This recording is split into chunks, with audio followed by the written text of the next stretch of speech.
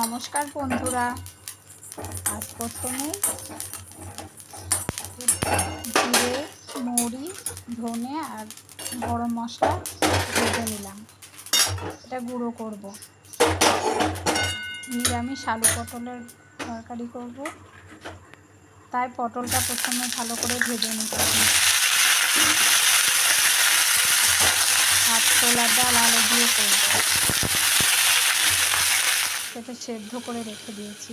আর আলু পটলের মধ্যে হলুদ লবণ দিয়ে ভেজে নিচ্ছি ভালো করে। আর যে আলুগুলো দেবো ওই আলুগুলো প্রেসারে দুটো সিটি দিয়ে নিয়েছি। আর এদিকে পটলগুলো ভেজে তুলে রাখলাম না, ওর মধ্যেই টমেটো, জিরে, আদা বাটা, ওর সঙ্গে লঙ্কা বাটাও আছে, দিয়ে দিলাম। পাশে একটু চিনি দিয়ে দিলাম। নিরামিষ রান্নায় একটু চিনি দিলে টেস্টটা ভালো আসে। আর ওই গুঁড়ো মশলাটা করেছিলাম ওইটা দিচ্ছি।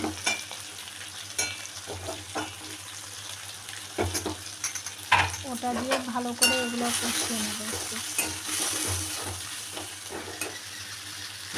এরপর আলু দিয়ে দিলাম সেদ্ধ করে রাখলাম। আলু পটলের সঙ্গে ভালো করে নেড়ে নিয়ে হয়ে গেছে। এরপরে ঘি দিয়ে দিলাম।